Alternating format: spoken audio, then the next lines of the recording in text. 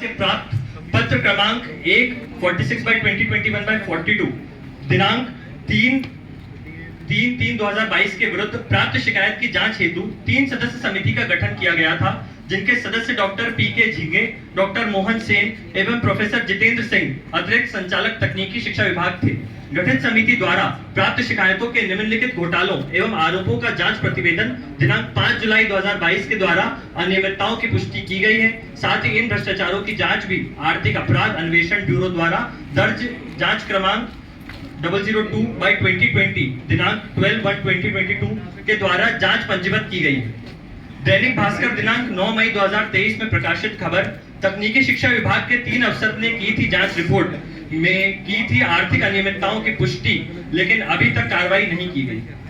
Desktop computer खरीदी में अनियमितता जैम पर निविदा की प्रक्रिया से बचने हेतु लगभग 50 लाख रुपए के क्रय आदेश टुकड़ों में एक ही एजेंसी को 10 दिवस के अंदर जारी कर नियमों की अनदेखी कर अपने करीबी को आर्थिक लाभ पहुंचाने के उद्देश्य से क्रय कर 50 लाख का भुगतान किया गया है। इस घोटाले की विस्तृत जांच कराया जाना उचित होगा।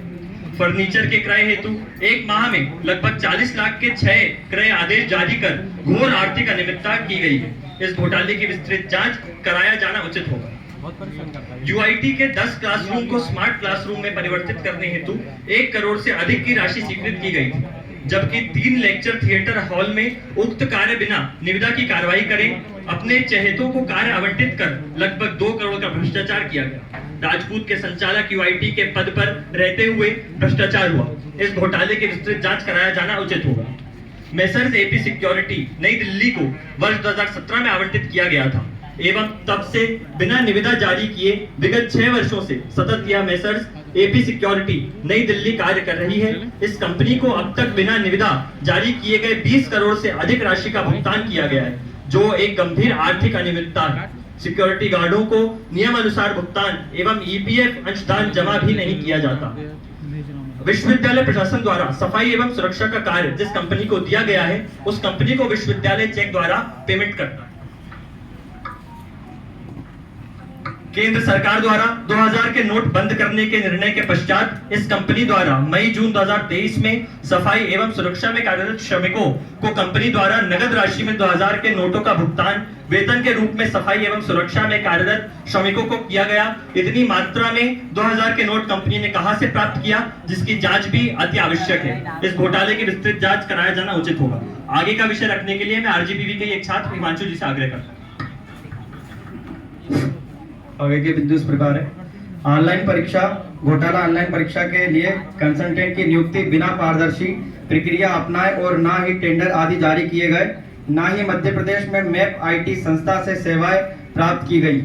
मनमर्जी से इन कंसल्टेंट को लगभग 1 करोड़ रुपए का अनाधिकृत भुगतान किया गया है। श्री मनुशंकर सिंह गौतम लालघाटी भोपाल द्वारा लोकायुक्त महोदय को ₹100 के स्टाफ पेपर पर GeM government e market plus portal पर खरीदी व्यापक स्तर पर ₹6,91,72,808 के भ्रष्टाचार की शिकायत की गई। यदि शिकायत झूठी है तो शिकायतकर्ता पर कार्रवाई की जावे, लेकिन इस आधार पर शिकायत को दबाया नहीं जा सकता। इसकी जांच पुनः की जावे।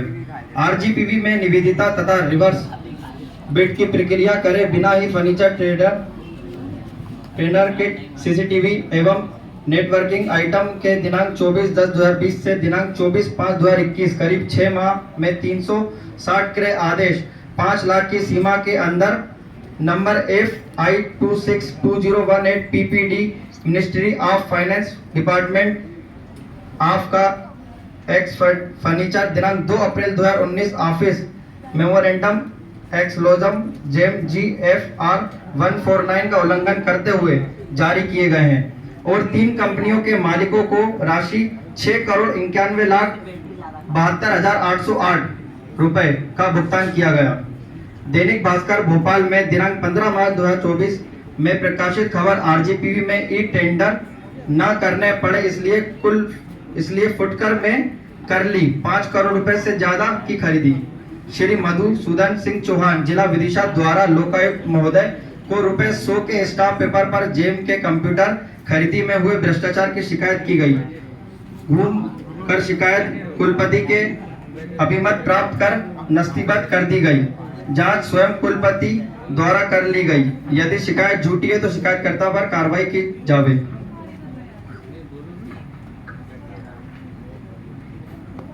लेकिन इस पर दैनिक समाचार पत्र दैनिक भास्कर में प्रकाशित खबर दिनांक मंगलवार दिनांक 14 फरवरी 2023 शीर्षक नंबर 19 नंबर टेंडर ना पब्लिक नोटिस आरजीपीवी ने 3 निजी बैंकों में की 256 करोड़ की एफडी, एक के बजाय 2 साल के लिए जमा किया फंड।